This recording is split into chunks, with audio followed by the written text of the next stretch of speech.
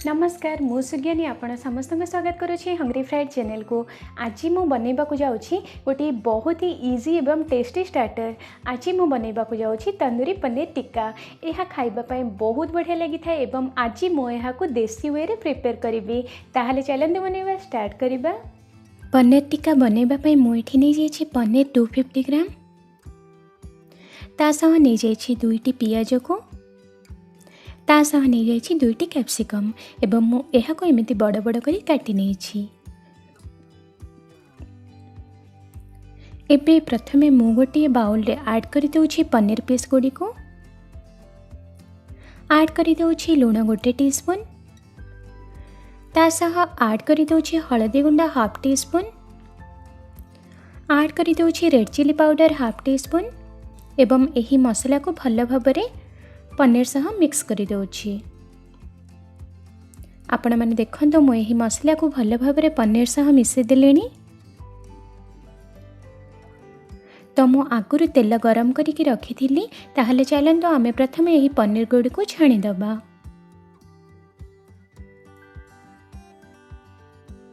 आपण माने देखंतो मु तेल रे सब पनीर गुडी को पके देलेनी।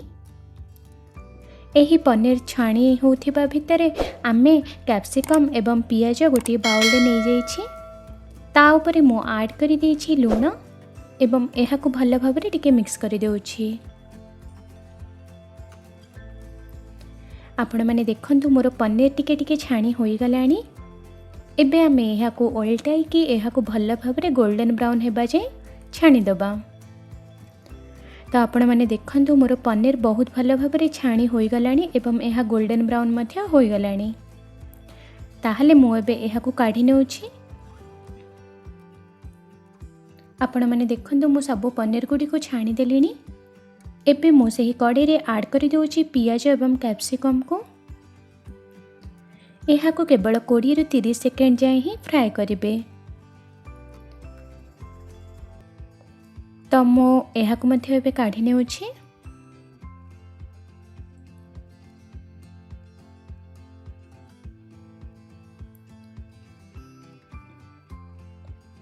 तो आपण माने देखंतु मोर पियाज कैप्सिकम एवं पनीर छाणा रेडी होई गला। ताहले चलंतु आमे एबे मसला प्रिपेयर करिबा। मु गोटे बाउल रे ऐड करि देउछि 2/3 कप दही, सेथिरे ऐड करि देउछि red chilli powder 1 teaspoon, add करि देउछि हळदी गुंड 1 टीस्पून, ता सह ऐड करि देउछि गरम मसला 1 टीस्पून, ऐड करि देउछि चाट मसला 1 टीस्पून, ब्लैक पेपर पाउडर एवं लूण मध्य। आपण एही सुखिला मसला आपणक पसंद अनुसार ऐड करि परिबे। एबे मो एहा को भल भाबरे मिक्स करि देउछि। तो हमर मसला पेस्ट बनिकी रेडी होई जाइछि। एबे मु गोटे पैन रे ऐड करि देउछि सोरिष तेल 1 टेबलस्पून, ता सह ऐड करि देउछि 1 टेबलस्पून अदरक रसुण पेस्ट को एवं एहा को भल भाबरे टिके भाजी देउछि। तो आपण माने देखंतु मोर अदरक रसुण भल भाबरे भाजी होई गलानी। एबे मो एठी ऐड करि देउछि प्रिपेयर करिकि रखिथिबा मसला पेस्ट को। एबे मो एहा को भल भाबरे टिके भाजी देउछि।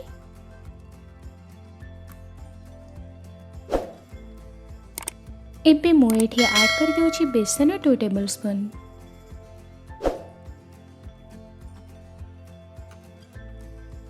एबे मु एहा को भल भाबरे मसला सह मिक्स कर देउछि एवं एही मसलाटी को भल भाबरे कुक होबा पई छाडी देउछि।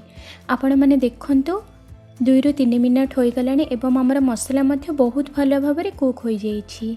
एबे मु सेठी ऐड कर देउछि फ्राई करिकि रखिथिबा पनीर, कैप्सिकम एवं पियाज को एवं भल भाबरे एहा को मसला सह मिक्स करि देउछि।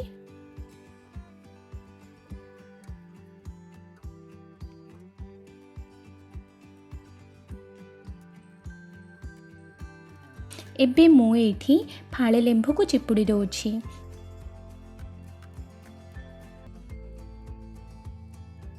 एबे मु आ ऊपर ऐड करि देली 1 टीस्पून ब्लैक पेपर पाउडर एवं एहा को भल भाबरे मिक्स करि देउछि।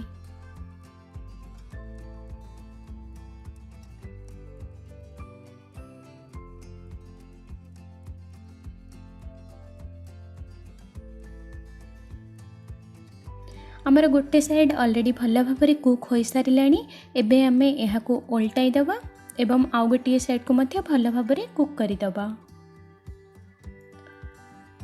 तो आपण मैंने देखंतु आमर आउ गोटे साइड भी भल भाव कुक हो गलानी एवं आमर पनीर टिक्का मध्य बनिकी रेडी हो जाइछि। एबे ताहले चलंतु आमे एबे एहाको सर्व करिबा। आपण मैंने थरे एहाको ट्राए करंतु घरे एहा खाइबा पई बहुत टेस्टी लगी थाए। मु एहाको टमाटो सॉस एवं मेयोनीज सहित सर्व करिछि। आपण माने चाहिले एहाको ग्रीन चटनी सह मध्य सर्व करि परिबे। ताहले आज ही रेसिपी आपण मानकु केमिति लागिला आपण माने देखिले ना मु आज एहाकू पूरा कड़े ही प्रिपेयर करिछि एवं एहा बहुत इजी वे रे मध्य प्रिपेयर हो जाइछि। एहाकू बनेबा पई मु कोनोसी प्रकार स्टिक को व्यवहार करिनी। एहाकू मु केवल कड़े रे ही बनेछि। एहा खाइबा पई मध्य बहुत बढ़िया लागि थाए। आपण माने थारे एही वे रे एही पनीर टिक्का बनांतु एवं मते निश्चित भाव रे जानिबे कि केमिति लागिला। जदि आपनको मोर एही रेसिपी पसंद आसी थाए तेबे एहाकू लाइक करि दियंतु, शेयर करि दियंतु एवं मोर चैनल को सब्सक्राइब मध्य करि दियंतु। ताहले पुणी थरे देखा हबा नेक्स्ट वीडियो रे। नमस्कार।